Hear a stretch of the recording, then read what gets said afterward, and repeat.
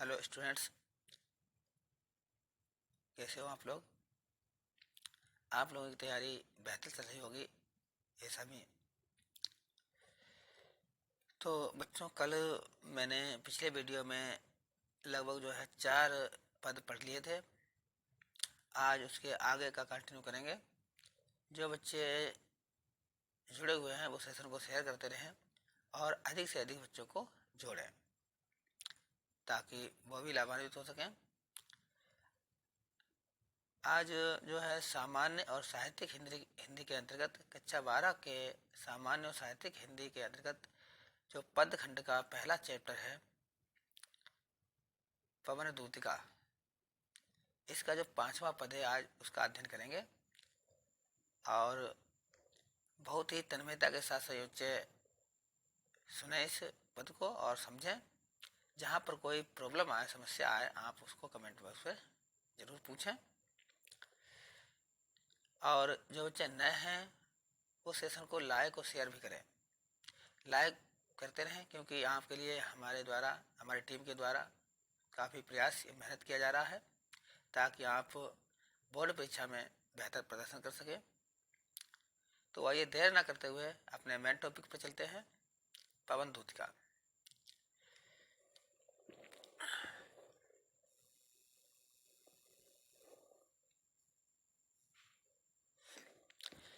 अब राधा जी ने जो है पवन को जो है दूती बनाकर भगवान श्री कृष्ण के पास भेजा है और जब भेजा है तो उन्होंने बताया है कि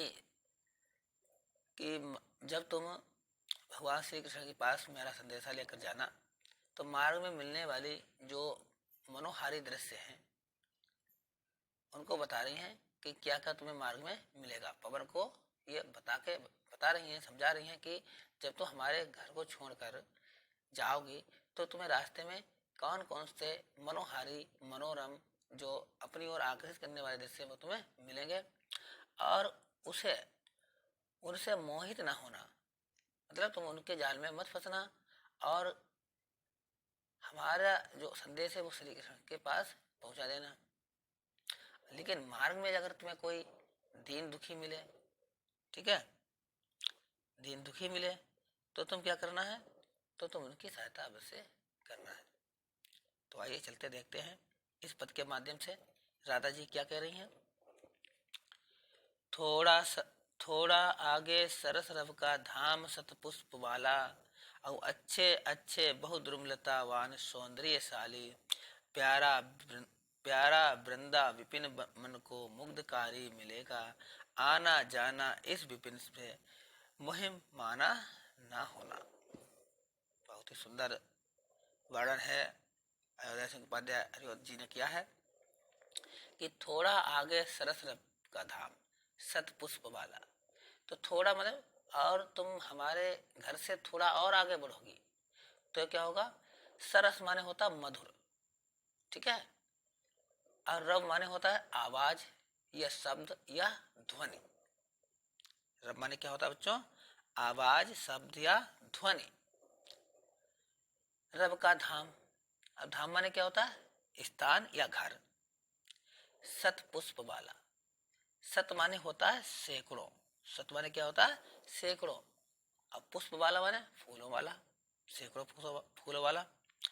तो इसका अर्थ ये निकला कि जैसे ही तुम हमारे धाम से, हमारे घर से, हमारे स्थान से थोड़ा आगे बढ़ोगी, ठीक है, थोड़ा आगे बढ़ोगी तो आपको मधुर आवाज वाला सैकड़ों फूलों वाला स्थान मिलेगा जहाँ फूल ही फूल लगे होंगे, जहाँ फूल ही फूल लगे होंगे। अच्छे अच्छे बहुद्रुमलतावान सौंदर्यशाली और अच्छे अच्छे, ठीक है, और वहां पर जिस स्थान पर तुम जाओगे वहां के पर जो है आपको सुंदर आवाज वाले सैकड़ों पुष्प मिलेंगे और वहां पर तुम्हें अच्छे अच्छे बहुत ही सुंदर, अच्छे अच्छे बहु माने बहुत ही, सौंदर्यशाली माने होता है सुंदर, ध्रुव माने होता है वृक्ष या पेड़, ध्रुव माने क्या होता है, वृक्ष या पेड़, और लता माने लताएं, बेल लताओं वाले। तो जैसे ही आगे तुम बढ़ोगे तो तुम्हें बहुत अच्छे अच्छे सुंदर सुंदर वृक्ष और लताएं वाले वृक्ष मिलेंगे, और जो जो क्या होंगे, प्यारा वृंदा विपिन मन को मुग्धकारी मिलेगा। क्या मिलेगा? प्यारा। प्यारा वृंदा विपिन माने क्या होता है? वृंदावन। तो उसके आगे तुम्हें सुंदर और प्यारा वृंदावन मिलेगा, जो मन को मुग्धकारी, जो मन को मोहने वाला होगा। अर्थात जैसे और थोड़ा आगे बढ़ोगी तो तुम्हें अत्यंत सुंदरीय, सुंदर और रमणीय स्थल वृंदावन मिलेगा, जहां पर क्या है, सैकड़ों पुष्प वाले उस धाम में, उस घर में, उस स्थान में पक्षियों की मधुर ध्वनियां, पक्षियों की जो मधुर ध्वनियां हैं, तरह तरह के सुंदर वृक्ष हैं और लताएं, वो तुम्हें अपनी ओर आकर्षित करेंगी, अपनी ओर खींचेंगी, अपनी ओर खींचेगी। लेकिन आना जाना इस विपिन से मुह माना ना होना।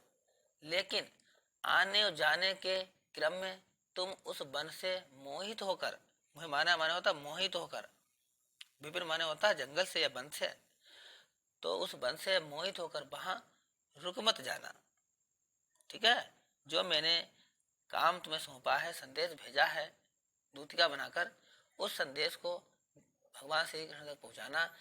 इस प्राकृतिक दृश्य को देख करके तुम वहां ठहर मत जाना।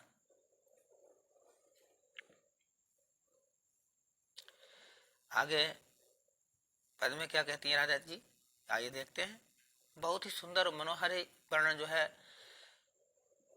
अयोध्या सिंह उपाध्याय हरिओ जी ने किया है।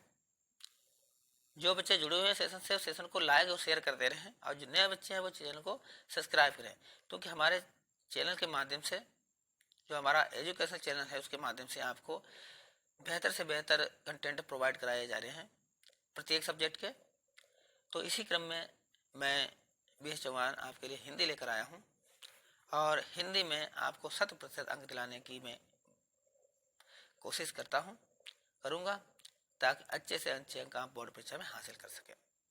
तो बस आपको ध्यानपूर्वक एकाग्र होकर इन पदों की व्याख्या को सुनना है, क्योंकि परीक्षा में व्याख्या थोड़ी कठिन होती है। जब तक आप उसके अर्थ को नहीं समझेंगे, एक एक शब्द को नहीं समझेंगे, आप उस पद की व्याख्या नहीं कर सकते हैं, उसके भाव को नहीं जान सकते हैं। कविता में केवल भाव को जाना जाता है, भाव के आधार पर ही हम उसके बारे में वर्णन करते हैं। तो आइए जानते हैं आगे क्या कह रही हैं राधा जी।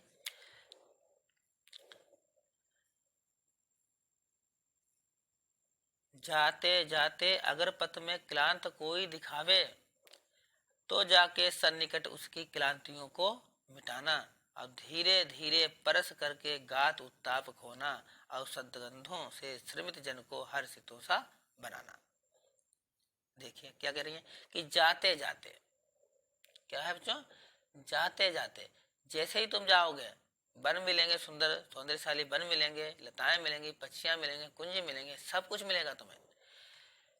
लेकिन जब जैसे तुम वहां जाओगी, राधा जी पवन दूती से कहती है, आगे कहती है कि मार्ग में तुम्हें कोई जाते जाते अगर पथ में, पथ माने क्या होता है, मार्ग या रास्ते में कोई क्लांत कोई दिखावे। क्लांत, तो क्लांत माने बच्चों क्या होता है, क्लांत माने होता है थका हुआ। कोई दिखावे, कौन दिखाएगा? कोई भी व्यक्ति, कोई भी इंसान, कोई भी जीव या कोई भी प्राणी तुम्हें थका हुआ दिखाई दे। अगर जब तुम जिस मार्ग से जा रही हो, उस मार्ग से या उस पथ पर कोई तुम्हें थका हुआ व्यक्ति दिखाई दे, कैसा व्यक्ति दिखाई दे? क्लांत। क्लांत माने क्या होता है बच्चों? थका हुआ व्यक्ति दिखाई दे, तो जाके सन्निकट उसकी क्लांतियों को मिटाना। तो जाके, तो उस व्यक्ति के, उस जीव या उस प्राणी के निकट जाकर तुम, उसके निकट जाकर तुम जो क्या करना, चले जाना, और फिर धीरे धीरे उसके शरीर को, धीरे धीरे सन्निकट उसकी क्लांतियों, क्लांतियों मतलब होता है थकावट को मिटाना, माने मिटा देना, समाप्त कर देना उसकी थकावट को। तुम अपने सुंदर पवन सुगंधित वायु के द्वारा जो है उसकी क्लांतियों को, उसकी थकावट को मिटा देना। कैसे मिटा देना? धीरे धीरे परस करके गात उत्ताप खोना। धीरे धीरे, तो उस व्यक्ति के पास जो थका हुआ है उसके पास धीरे धीरे जाना। ठीक है? कैसे जाना? धीरे धीरे, और परस करके, परस माने होता है स्पर्श, स्पर्श माने होता है छूना या छू करके, और धीरे धीरे छू करके क्या करके, गात माने शरीर, गात माने शरीर, और उत्ताप माने होता है गर्मी, उत्ताप माने गर्मी, गर्मी कह दो या कष्ट कह दो, ठीक है। वैसे उत्ताप माने गर्मी होती है, लेकिन यहाँ पर हम भाव के अनुसार उसको हम कष्ट भी कह सकते हैं, दुख भी कह सकते हैं। तो धीरे धीरे उस व्यक्ति के पास जाकर, जो दुखी है, कष्ट है जिसको, उसके पास जाकर तुम उसके शरीर को स्पर्श करके उसके दुख संताप को मिटा देना या कम कर देना। सदगंधों से श्रमित जन को हर्षितों सा बनाना। सदगंधों, तो सदगंध माने क्या होता है बच्चों? सदगंध माने होता है खुशबू या सुगंध, अच्छी खुशबू। और श्रमित माने भी होता है थके हुए। श्रमित माने क्या होता है? थके हुए। जन माने लोग, व्यक्तियों को। हर्षित मान, हर्षिता सा बनाना, हर्षिता माने प्रसन्न या खुश बनाना। तो राधा जी पवन से कह रही हैं, तो रास्ते में तुम्हें जो कि थका हुआ व्यक्ति मिले, उसके स्पर्श करके अपने सुगंधित और सुंदर और शीतल वायु से उसके शरीर को स्पर्श करके उसके दुख कष्ट को मिटा देना। साथ ही उसके चारों ओर अपनी सुगंध बिखेर कर उस थके व्यक्ति को प्रफुल्लित, आनंदित, ठीक है, या प्रसन्न कर देना। ये राधा जी पवन को दूती बनाकर भेजने, तब ये बात कह रही है। आइए स्पष्ट रूप से एक बार फिर से देख लें कि जाते जाते अगर पथ में क्लांत कोई दिखावे।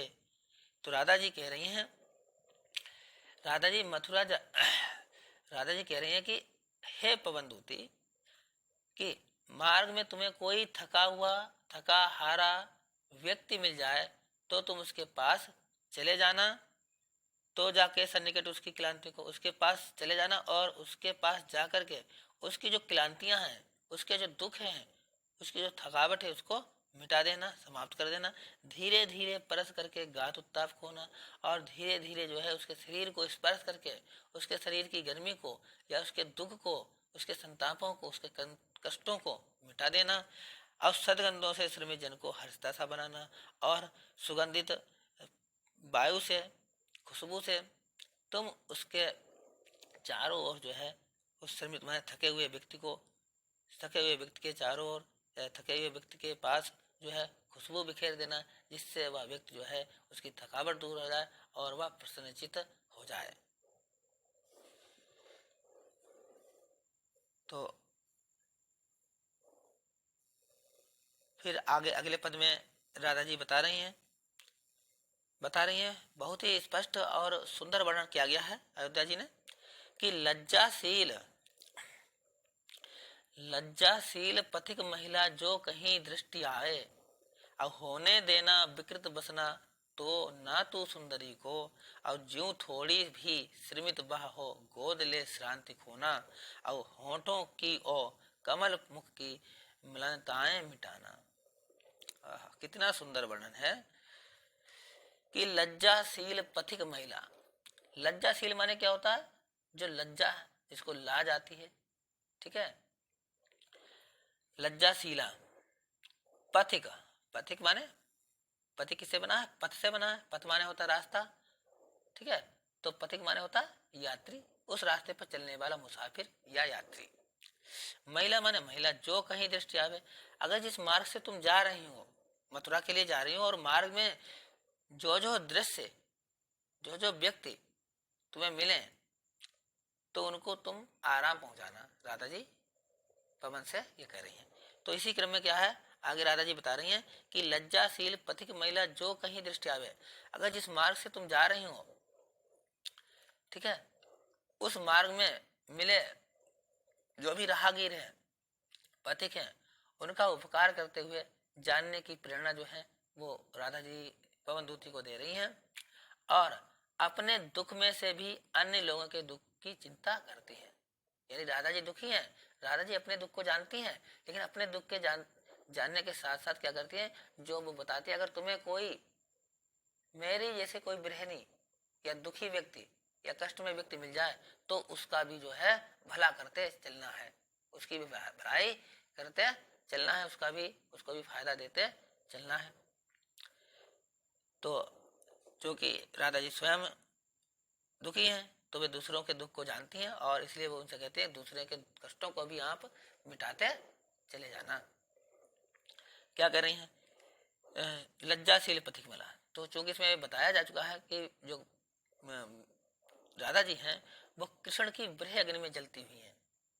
कृष्ण के, भगवान श्री कृष्ण के ब्रह अग्नि में, क्योंकि ब्रह में व्याकुल है, क्योंकि कृष्ण जो है मधुबन से, ब्रज से जो है, या वृंदावन से कहाँ चले गए हैं? मथुरा चले गए हैं।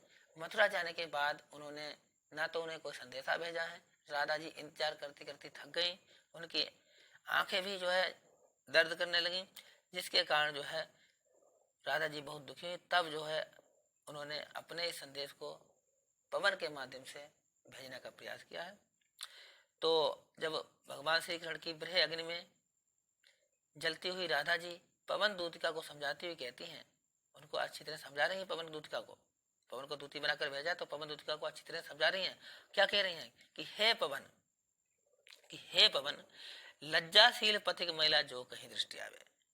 हे पवन, यदि तुम्हें मार्ग में, रास्ते में कोई लज्जाशील स्त्री या लज्जाशील महिला दिखाई दे, कहीं दृष्टि आवे, दृष्टि माने देखना होता, कहीं भी तुम्हें नजर आए तो क्या करना?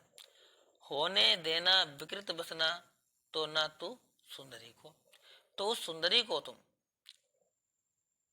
जो सुंदरी स्त्री है, जो लाजशील लज्जाशील महिला है, तो तुम उसके, क्या है, वस्त्रों को, बसना माने क्या होता है? वस्त्र। बसना माने क्या होता है? वस्त्र। अब विकृत माने क्या होता है? अस्त व्यस्त करना। विकृत माने क्या होता है? अस्त व्यस्त करना। कहने का मतलब है उसके वस्त्रों को अपने हवा के वेग से, वायु के वेग से तुम उसको उड़ा मत देना, उसके कपड़ों को हटा मत देना उसके शरीर से। तो होने देना विकृत बसना, तो ना तू सुंदरी को, तो तू उसके वस्त्रों को मत उड़ाना। ये मत करना कि तुम उसके वस्त्रों को उड़ा दो, उसे कष्ट पहुंचा दो। तुम्हें कष्ट नहीं पहुंचाना है, तुम्हें जो है सबकी सहायता करनी है। जो थोड़ी भी श्रमित वह हो गोदले श्रांति खोना। जो थोड़ी भी, अगर वह थोड़ी सी भी श्रमित हो, तो श्रमित माने क्या होता है बच्चों? थकी हुई। अगर वह थोड़ी सी भी थकी हुई लगे तुम्हें, तो उसे गोद में लेकर उसकी थकावट को, श्रांति माने थकावट को, खोना मतलब मिटा देना, तो तुम उसकी थकावट को मिटा देना। साथ ही साथ क्या करना? होठों की और कमल मुख की मलिनताएं मिटाना। होठों की और कमल मुख की मलिनताएं मिटाना। साथ ही साथ तुम उसके होठों और कमल के समान, कमल मुख माने कमल के समान दिखने वाले मुख की जो मलिनता होती है, ठीक है, उसको आप मिटा देना, उसको आप मिटा देना, या उसको आप दूर कर देना।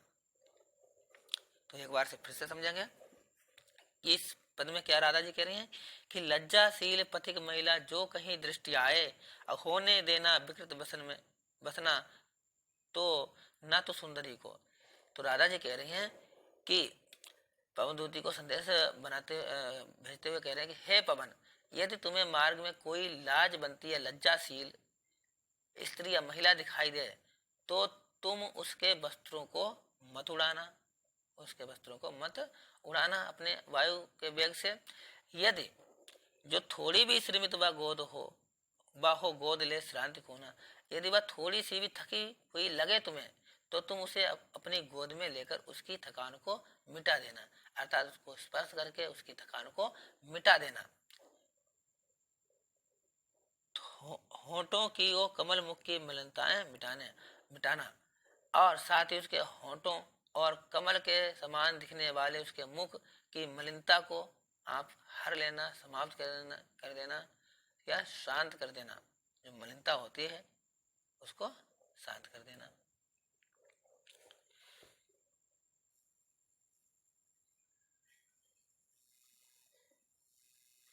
बच्चे कमेंट करते रहे, समझ में आ रहा है, समझ में ना आ रहा हो तो कमेंट करते रहे, आपको और अच्छी तरह से समझाने का प्रयास करेंगे। तो अगला पद है कोई क्लांता कृषक लड़ना खेत में जो दिखावे, अब धीरे धीरे परस उसकी क्लांतियों को मिटाना।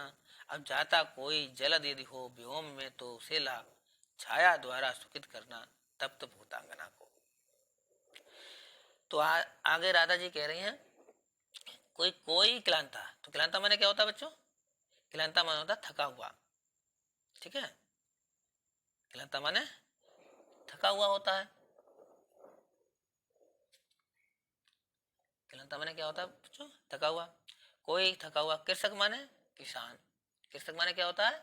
किसान होता है। अब ललना माने होता है, कृषक ललना माने किसान की स्त्री, किसान की स्त्री,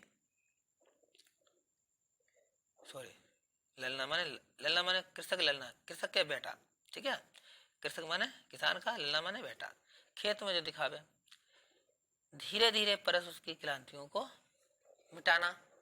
तो यदि अब राधा जी पवन दूतिका से कहती है, पवन से कहती हैं कि यदि तुम्हें कोई, यदि तुम्हें मार्ग में खेत में काम करने वाला कोई थकी हुई स्त्री दिखे, कोई क्लांता कृषक ललना खेत में जो दिखावे, अगर तुम्हें काम करते हुए थकी हुई कृषक, ललना माने होता है किसान की पत्नी या महिला कृषक, ठीक है, महिला, हाँ इसका मतलब यह है महिला कृषक समझ लो आप, ठीक है, खेती जो है पुरुष भी करते हैं और महिलाएं भी करती हैं, तो यहाँ कृषक ललना का मतलब है स्त्री जो खेतों में कार्य करती है।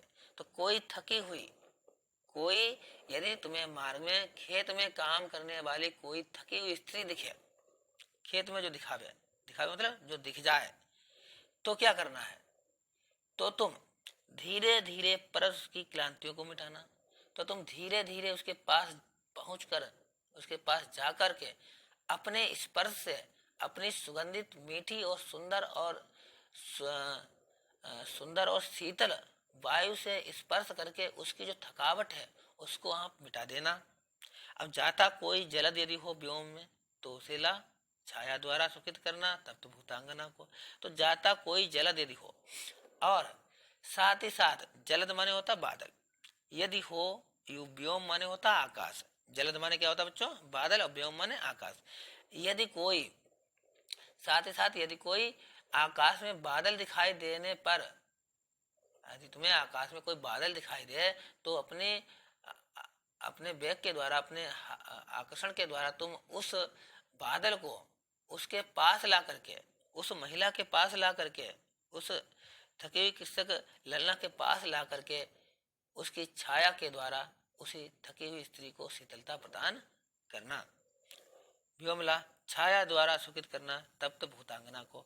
तो उस बादल को, जो भी अगर तुम्हें उसमें बादल आकाश में दिखाई दे, उस बादलों को आप उस महिला के पास लाना। भूतांगना, भूतांगना का मतलब होता है स्त्री, भूतांगना का मतलब होता है स्त्री। तो उस तप्त माने जिसको बहुत गर्मी लग रही है, जिस स्त्री को बहुत गर्मी लग रही है, तो ऐसी स्त्री जिसको बहुत गर्मी लग रही है, तो उसकी गर्मी को शीतलता प्रदान करने के लिए आप आकाश में उस बादल को उसके ऊपर ला देना, जिससे उसे जो है छाया मिल सके और उससे शीतलता प्राप्त हो सके।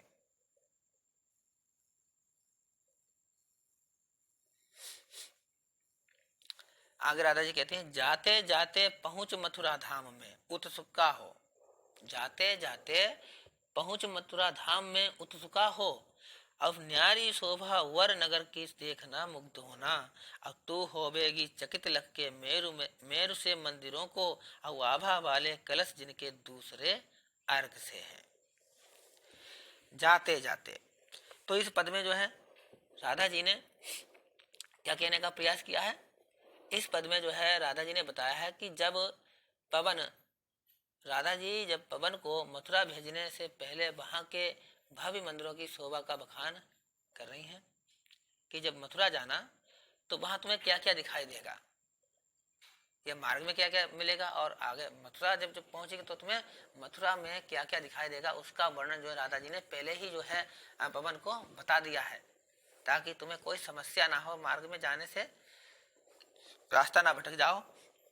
तो राधा जी ने पहले ही जो है मथुरा का जिक्र कर दिया है, मथुरा के बारे में सब कुछ बता दिया है। वहां पर जो भव्य मंदिर होंगे उनकी शोभा का बखान किया है। तो जाते जाते पहुंच मथुरा धाम में उत्सुका हो। ठीक है, उत्सुका माने होता अत्यधिक इच्छुक, उत्साहित, ललायित, वहां जाने की प्रबल इच्छा हो। तो जाते जाते पहुंच मथुरा।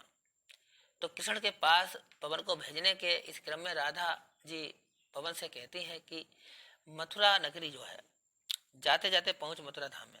जब तुम जाओगे तो जब मथुरा धाम में पहुंचोगे, उत्सुक तुम मथुरा धाम में पहुंचोगे तो तुम वहां उसके अंदर जाने के लिए बहुत ही उत्सुक होगी, लालायित होगी, प्रबल आपकी इच्छा होगी। क्यों क्यों इच्छा होगी आपको? क्योंकि न्यारी शोभा वर नगर की देखना मुग्ध होना।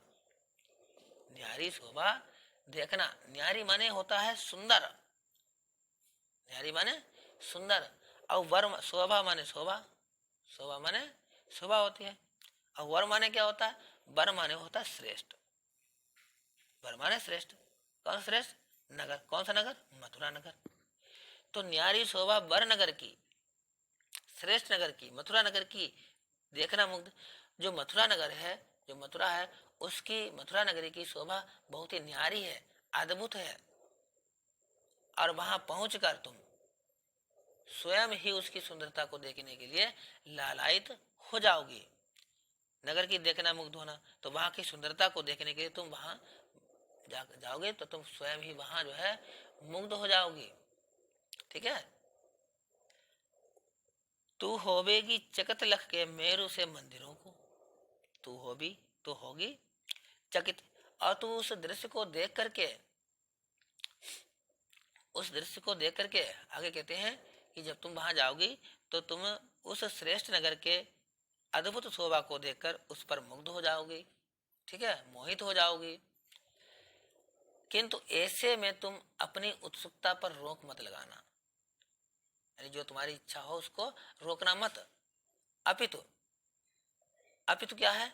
बल्कि क्या है? नगर की जो अनुपम, अनोखी और न्यारी शोभा है उसको देखकर उस पर आप मुग्ध होना, उस पर मुग्ध हो जाना। अब तू होगी चकित लग के मेरू से मंदिरों को। तू होगी चकित लख के, चकित लख के मेरू से मंदिरों को, और तुम जो है वहां पर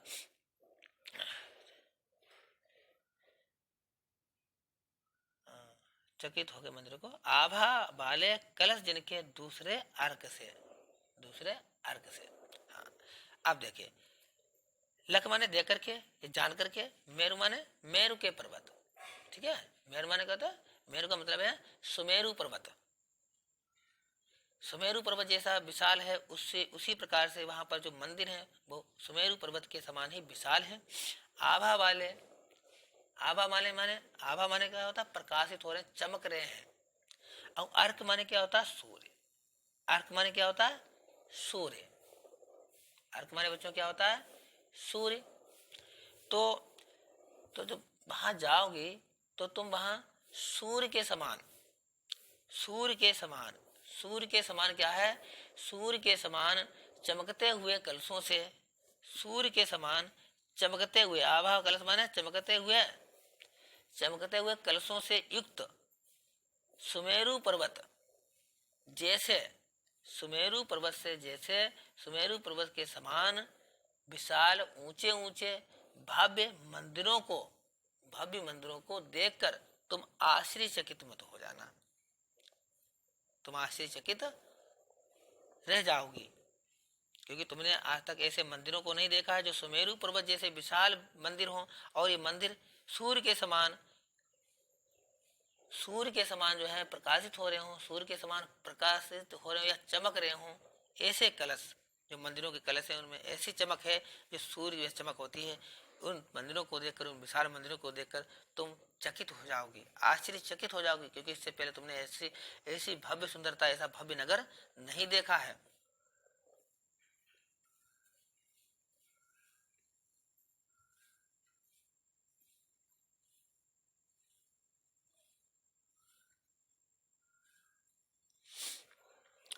आगे राधा जी कह रही हैं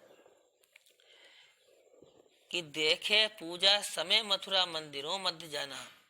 देखे पूजा समय मथुरा मंदिरों मध्य जाना और नाना बाधों मधुर स्वर की मुग्धता को बढ़ाना और किवा लोके रुचि तरु के शब्दकारी फलों को अब धीरे धीरे मधुर रव से युक्त हो बजाना। अब इसमें राधा जी कह रही हैं कि राधा पवन को संबोधित करते हुए कह रहे हैं कि जब मथुरा के मंदिरों में पूजा अर्चना की जा रही हो, देखे पूजा समय मथुरा मंदिरों मत जाना। जिस समय तुम मथुरा में जाओगी उस समय मथुरा में प्रत्येक मंदिर में पूजा आराधना हो रही होती है। तो जब पूजा मथुरा के मंदिरों में पूजा अर्चना की जा रही हो उस समय तुम वहां जाकर वहां बजरे आवाजों से, वाद यंत्रों की आवाजों से आवाज में आवाज मिलाकर उनकी मधुरता को बढ़ाना। देखे पूजा समय मथुरा मंदिरों में, जब तुम मथुरा जाओगे तो मथुरा में जो मंदिरों में जो पूजा अर्चना होती है, पूजा अर्चना को दे करके वहां पर जो नाना वाद्य, विभिन्न प्रकार के वाद्य यंत्र हैं, उन वाद्य यंत्रों से निकलने वाले मधुर स्वर की मुग्धता को तुम और अधिक बढ़ा देना, यानी अपने द्वारा उनको चारों ओर उस आवाज को बिखेर देना। अब किवा लोके रुचिर तरुके, किवा रोके, ठीक है। रुचिर, किवा माने क्या होता है? किवा माने होता है अथवा। किवा माने क्या होता है? अथवा। किवा माने क्या होता है बच्चों? अथवा। लेके रुचिर तरुके, रुचिर माने मनोहारी या अच्छे लगने वाले। अब तरु माने क्या होता है? वृक्ष होते हैं। तरु माने क्या होता है? वृक्ष होते हैं। और शब्दकारी माने होता है आवाज करने वाले। शब्दकारी माने क्या होता है? आवाज करने वाले। अथवा, अथवा क्या है? अथवा क्या होगा वहां? अपनी रुचि से, अपनी रुचि से, अथवा यह तो ये उसकी विभिन्न प्रकार के वाद्य यंत्र जो बज रहे हैं उनके मधुर स्वर को चारों ओर बिखेरना, उनकी मुग्धता को और बढ़ाना। अथवा लेके रुचिर तरु के शब्दकारी फलों को, जो मन को आनंदित करने वाले हैं, जो वृक्षों के फल रूपी आवाजें हैं, उनको रुचि से किसी वृक्ष के शब्द रूपी फलों के स्वरों को सुन करके मुग्ध हो अपने मधुर स्वर से उसका साथ देना, धीरे धीरे मधुर स्वर से मुग्ध हो बजाना। और जो शब्दकारी फल हैं उनको जो है अपनी मधुर आवाज में मुग्ध होकर जो है उनके स्वरों को और अधिक बजाना।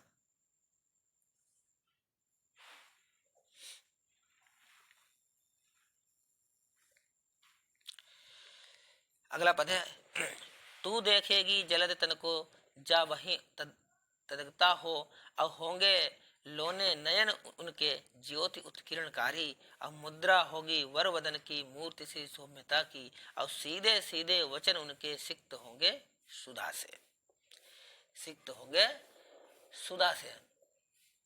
हाँ देखिए अब इस पद में क्या करेंगे राधा जी? तो राधा जी ने जो है पवन को दूत के रूप में मथुरा भेजने के क्रम में राधा उसे, यानी किसे? पवन को श्री कृष्ण की पहचान बताती है। इस पद में जो है राधा जी भगवान श्री कृष्ण अपने प्रियतम श्री कृष्ण की पहचान बताती है। अगर तुम वहां जाओगी, मथुरा जाओगी, तो हमारे प्रियतम या भगवान श्री कृष्ण को कैसे पहचानोगी? कैसे पहचानोगे? यही भगवान श्री कृष्ण हैं। तो भगवान श्री कृष्ण की इस पद में जो है राधा जी पवन को पहचान बता रही हैं। क्या पहचान बता रही हैं? देखें, तू देखेगी जलद तन को जहां जा वही तदगता हो। तू देखेगी, तो राधा जी पवन से कह रही है कि मथुरा जाने पर तुम क्या देखोगी? जलद तन। जलद माने क्या होता है बच्चों? कमेंट करें, जलद माने क्या होता है? जलद माने होता है बादल। तो बादल, और तन माने होता है शरीर। तन माने क्या होता है? शरीर होता है। तन माने होता है शरीर। और जलद माने क्या होता है? बादल होता है। जलद माने क्या होता है? बादल होता है। तो बादल रूपी शरीर। तो तुम वहां जब जाओगे तो देखोगे कि जो बादल रूपी, तुम बादलों रूपी, जिस प्रकार से बादल का शरीर होता है, बादल होते हैं काले काले, काले काले बादल होते हैं। उन बादलों रूपी शरीर वाले, बादलों रूपी रंग वाले, जैसे श्याम वर्ण वाले कृष्ण को उन्हीं में तल्लीन होकर देखोगी। वही तद्गता, तद्गता माने होता है तल्लीन होना, तद्गता माने तल्लीन होना, उसी की ओर ध्यान लगाना। तो राधा जी कह रही हैं पवन से कि मथुरा जाने पर तुम बादलों जैसे या बादलों के समान शरीर के रंग वाले श्री कृष्ण को उन्हीं में तल्लीन होकर देखोगी। होंगे लोने नयन उनके, होंगे लोने नयन उनके, ज्योति उत्कीर्णकारी होंगे। और जो उनका शारीरिक सौंदर्य के बारे में वर्णन कर रही हैं कि होंगे लोने, और जो उनके लोने, लोने माने क्या होता है सुंदर, और नयन माने नेत्र या आंखें, और उनके सुंदर सलोने आकर्षक नेत्र होंगे, आंखें होंगी। उनके ज्योति उत्कीर्णकारी, और ज्योति माने होता है प्रकाश, उत्कीर्ण माने होता है बिखेरने वाले। उनके जो सुंदर सलोने नयन होंगे, नेत्र होंगे, उन नेत्रों से, उनकी उन आंखों से प्रकाश निकल रहा होगा। इतना सुंदर और आकर्षक उनका शारीरिक सौंदर्य है कि उनके नेत्रों से, उनके सुंदर नेत्रों से जो है प्रकाश निकल रहा होगा।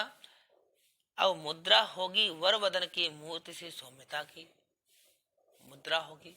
अब मुद्रा का मतलब पैसे से नहीं है, मुद्रा का मतलब है भाव भंगिमा से, ठीक है। मुद्रा का मतलब है भाव भंगिमा, किस प्रकार से वो खड़े होंगे या बैठे होंगे, उस मुद्रा से मतलब है। वर वदन, वर वदन माने होता है, बदन माने क्या होता है मुख, बदन माने क्या होता है मुख। अब वर माने अभी बताया श्रेष्ठ, श्रेष्ठ कह दो या सुंदर कह दो।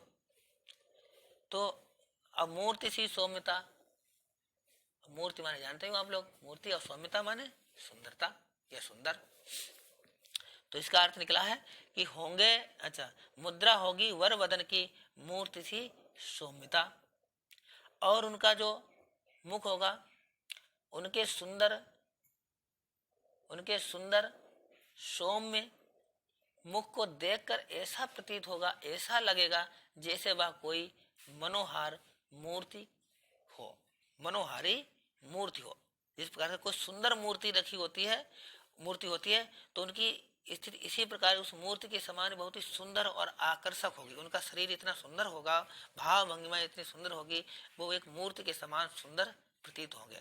सीधे साधे वचन उनके सिक्त होंगे सुधा से, सीधे साधे, सीधे साधे का मतलब क्या है, सीधे साधे का मतलब क्या है बच्चों, वचन सरल, मतलब वचन माने होता है बोली या वाणी, उनके सिक्त होंगे। तो सिक्त मतलब क्या होता है सींचे हुए, और सुधा माने क्या होता है अमृत। तो उनके जो, उनके द्वारा जो शब्द बोले जाते हैं, जो शब्द निकलेंगे वो अमृत से सींचे हुए से प्रतीत हो गए। ऐसा लग रहा है वो उनके मुख से अमृत की वाणी निकल रही है, अमृत निकल रहा है। क्या निकल रहा है, अमृत निकल रहा है। तो एक बार फिर से देखेंगे इसका अर्थ। तू देखेगी जलत तन को जा वही तदगता हो, अब होंगे लोने नयन उनके ज्योति उत्कीर्णकारी। तो राधा जी कह रही हैं पवन से कि मथुरा जाने पर तुम बादलों जैसे श्याम वर्ण वाले कृष्ण को उन्हीं में तल्लीन होकर देखोगी, और उनकी सुंदर आंखों से प्रकाश निकल रहा होगा, उनकी सुंदर नेत्रों से जो है प्रकाश की किरणें निकल रही होंगी, प्रकाश निकल रहा होगा, इससे उनकी सुंदरता और अधिक बढ़ जाएगी। और मुद्रा होगी वर वदन की मूर्ति सी सौम्यता की, और सीधे साधे वचन उनके सिक्त होंगे सुधा से। और उनके जो वचन हैं, उनकी जो वाणी है, उनके सुंदर मुख और सुंदर मुख को देखकर ऐसा प्रतीत होगा वह कोई मनोहारी स्वामी मूर्ति हो, और उनके द्वारा बोले गए जो शब्द हैं, जो वाणी है, उनसे अमृत के समान, अमृत जैसे ऐसा प्रतीत होगा कि अमृत से सींचे हुए, अमृत से सराबोर वचन निकल रहे हैं, प्रतीत हो रहे हैं, ऐसे लगेंगे।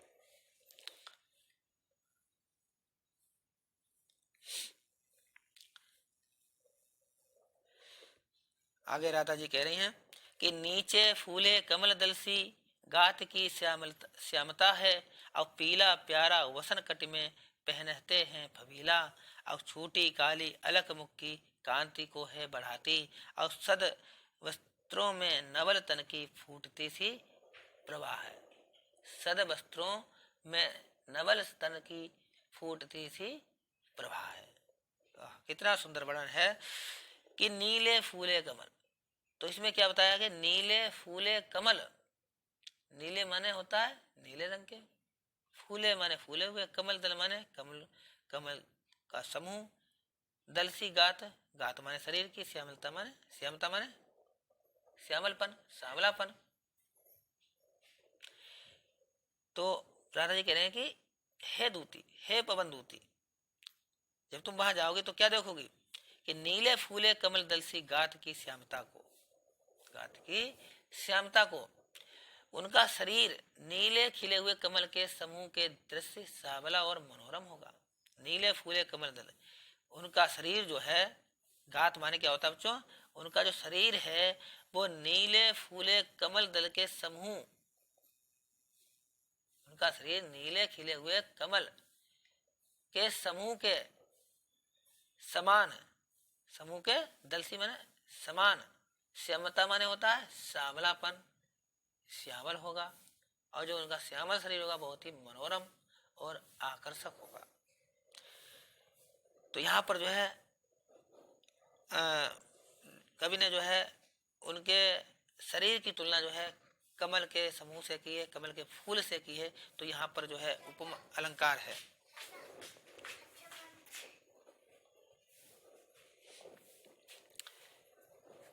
कैसे की है, कमल के फूल से की है। और क्या करें, पीला प्यारा बसन कट में पहनते हैं, प्यारा पीला प्यारा बसन कट में पहनते हैं फबीला। तो प्यारा, पीला प्यारा, और जो बसन है, जो बसन माने वस्त्र। अब कट माने क्या होता है बच्चों, कट माने क्या होता है, कट माने होता है कमर, बसन माने वस्त्र होता है, कट माने कमर, पहनते माने पहनते हैं, और फबीला माने, फबीला उसे कहते हैं जो बहुत ही सुंदर दिखने वाला। यानी जब भगवान श्री कृष्ण अपने शरीर पर, अपने कमर पर जो है पीला प्यारा वस्त्र पहनते हैं तो वह वस्त्र उनके शरीर पर बहुत ही सुंदर और आकर्षक दिखता है, बहुत ही सुंदर और आकर्षक दिखता है। कहने का मतलब है पीला वस्त्र जब वे पहनते हैं तो उनकी शोभा और अधिक बढ़ जाती है, उनकी सुंदरता और अधिक बढ़ जाती है। और छोटी काली अलख मुख की कांति को है बढ़ाती। कितना उनका शारीरिक सौंदर्य का वर्णन जो है कवि ने किया है कि छोटी काली अलख, छोटी काली, जो उनकी जो काली माने काले रंग की, और अलग माने होता है बाल। अलग माने क्या होता है, बाल या केस या बाल। जो उनकी जो लटें हैं वो नीचे लटक रही हैं बालों की, मुख की कांति, जिससे वह मुख की शोभा को और बढ़ा रही हैं। उनके बालों से लटकी हुई लट, लटकी हुई एक लट, उनके बालों में जो आगे एक लट लटकी रहती है, उस वह लटकी हुई लट उनके मुख की शोभा को और बढ़ाती है। और सद वस्त्रों में नवल तन की फूटती सी प्रभा। सद वस्त्रों, तो सद वस्त्र क्या होते हैं, सुंदर कपड़े, और नवल माने नया, प्रभा, और प्रभा माने प्रकाश, दीप्ति, चमक। तो सुंदर वस्त्र जब वो धारण किए होते हैं तो भगवान श्री कृष्ण के जो सौम्य शरीर है, सुंदर शरीर है, उस शरीर से प्रकाश की किरणें सी निकलती रहती हैं, फूटती सी प्रभा। प्रभा माने किरणें, प्रकाश की किरणें जो है उसके नवल शरीर या नवल वस्त्र को धारण जब करते हैं तो उनके शरीर से प्रकाश की किरणें से फूटती हैं, अर्थात उनके कपड़ों में इतनी चमक है, उस चमक से जो ऐसा लगता है कि प्रकाश की किरणें वहां से निकल रही हो। इससे भगवान श्री कृष्ण का जो सौंदर्य है वो और अधिक बढ़ जाता है। तो बच्चों आज तक अब हम यहीं तक पढ़ाएंगे, और इसका नेक्स्ट वीडियो हम अगले वीडियो में बताएंगे आपको। इसका जो बचे हुए जो पदांश हैं का हिंदी अनुवाद अगले वीडियो में पढ़ाएंगे। तो आज का सेशन कैसा लगा है बच्चों, कमेंट बॉक्स में अवश्य बताएं, और अब मिलते हैं हम अगले वीडियो में। तब तक के लिए धन्यवाद।